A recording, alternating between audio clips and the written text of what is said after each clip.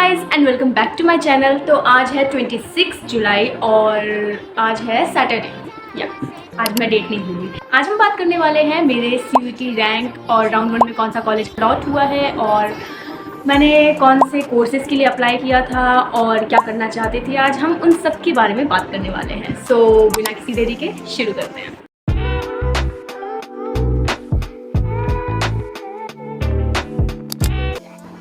जैसा कि मैंने CUET वाले ब्लॉग में बताया था कि मेरे उस दिन स्कोर आपको पता ही है ज़्यादा अच्छे नहीं आए थे। मैंने पर्टिकुलर सब्जेक्ट में स्कोर नहीं बताया क्योंकि बहुत ही कम आए थे। आप समझ सकते हैं, बहुत ही कम मतलब बहुत ही कम। फिज़िक्स वगैरह में तो नंबर ही ख़राब आए थे। और टोटल स्कोर की बात करें तो अराउंड 500 से कम ही बन रहे थे 1000 में से।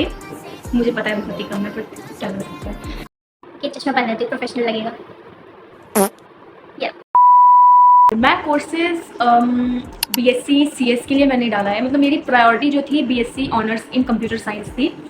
पहले मैं सोची थी कि CIC जो क्लस्टर ऑफ इनोवेशन वाला जो भी कॉलेज है बीटेक के लिए वो डालूंगी, पर उसकी एलिजिबिलिटी थी मैथ्स, जनरल एप्टीट्यूड और इंग्लिश, और सबसे कम मेरे इन्हीं में आए। मतलब इंग्लिश में नहीं आए पर मैथ्स और जनरल एप्टीट्यूड में बहुत ही कम है। तो उसका तो कोई चांस ही नहीं था। इकलौता कॉलेज पूरे DU में जो बीटेक कराता है, तो आप उसमें समझ सकते होंगे हो। मुझे बीटेक में इतना वो नहीं है कि मुझे बीटेक ही करना है just because I am from PCM, it doesn't mean that. मतलब वो नहीं डाला। तो फिर BSc CS ऑनर्स जिसकी कट ऑफ पहुँच जाती है हर बार, लाइक सबसे मोस्ट कोर्स अगर देखें तो सबसे ज़्यादा इसी की जाती है, इसकी कट ऑफ पहुँच जाती है। फिर भी ये मेरी प्रायोरिटी पे था। और जैसे मेरी रैंक आई है, लाइक जिस हिसाब से मेरी रैंक आई है उस हिसाब से मिलना तो बहुत ही इम्पॉसिबल, कभी इम्पॉसिबल है। इवन इवनिंग कॉलेजेस में भी BSc ऑनर्स के लिए CS में वो भी कट ऑफ बहुत ही हट जाती है। और सेकेंड इन केस का मतलब सेकंड ही केस, क्योंकि पहला प्रायोरिटी तो मिलना ही नहीं, नंबर बहुत कम थे।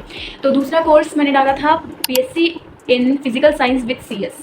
फिजिकल साइंस जिसमें फिजिक्स भी पढ़नी पड़ती है, आई नो बहुत ही बेकार, मतलब बेकार के बहुत पढ़ना पड़ता है और जो भी है। तो दूसरा मैंने ये कोर्स डाला था और बाकी और भी कुछ कोर्सेज डाले थे जस्ट इन केस, बैकअप के लिए नहीं। और ऐसे ऐसे कोर्सेज बैकअप में डाले थे जो करने भी नहीं है, फिर भी डाल दिया था। और रैंक की बात करूँ तो BSc ऑनर्स CS में मेरी 10,000 10,500 ऐसे कुछ रैंक आई है। Can you believe it, evening colleges के लिए भी लास्ट जो CS ऑनर्स का कट ऑफ या रैंक जिसे कहते जाते हैं वो 8,000 थी और मेरी है 10,000 10,500। तो मुझे ये वाला कोर्स मिलना तो इम्पॉसिबल ही है। तो इसको मैंने फिर भी प्रेफरेंस लिस्ट में डाला था, क्या पता कोई मेरेकल हो जाए। दो राउंड 1 में ऐसा कोई मेरेकल नहीं हुआ, मैं अभी आपको आगे बताऊंगी। तो मेरा BSc इन फिजिकल जो भी साइंस वगैरह है इसमें 3300 समथिंग करके। तो अब बात करते हैं राउंड 1 में क्या हुआ। तो राउंड 1 में जैसा कि मैंने प्रेफरेंस लिस्ट में सबसे ऑफकोर्स प्रायोरिटी पे यही दिया था, कंप्यूटर साइंस। उसके बाद फिजिकल साइंस डाला था, ये सब करके डाला था। और ऑफकोर्स मैं north campus south campus expect नहीं कर रही थी, बिकॉज जैसे मेरी रैंक है, जैसे मेरे नंबर है, उस हिसाब से मुश्किल ये था। तो मुझे पता था ऑलरेडी, बट मैं ऑफ कैंपस फिर भी ढंग का एक्सपेक्ट कर रही थी एक्चुअली।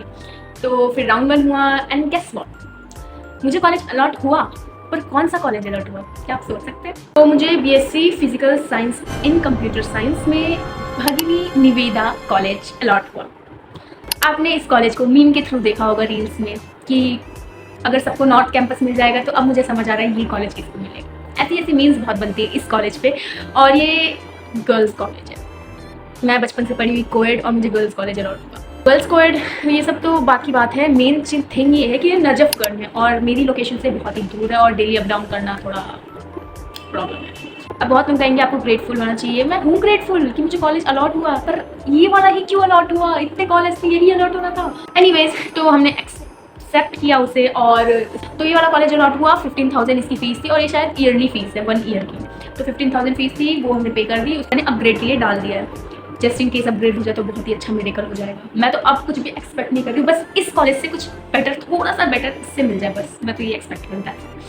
और अपग्रेड राउंड 2 है 28 जुलाई, शायद 28 जुलाई को ही है। तो लेट्स होप कि हमें इससे बेटर कॉलेज मिल जाए, तो बेटर ही होगा। तो ये कुछ सिचुएशन है करेंटली और राउंड 2 का वेट कर रहे हैं। बाय द वे, मुझे किसी ने क्यों नहीं बताया कि राउंड 1 के बाद और राउंड 2 से पहले ये बीच का जो पीरियड रहता है वो इतना ट्रॉमेटिक, इतना एंग्जाइटी भरा होता है, ये मुझे किसी ने बताया नहीं था।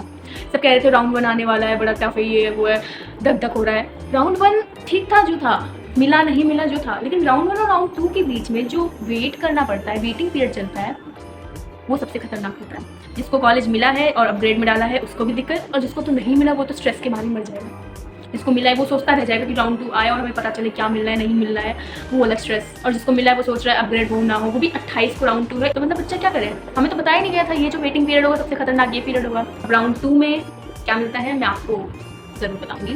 तो तब तक के लिए that's it for today guys, let's go get something nice. आपको मिलते हैं नेक्स्ट ब्लॉग में, तब तक के लिए बने रहिए।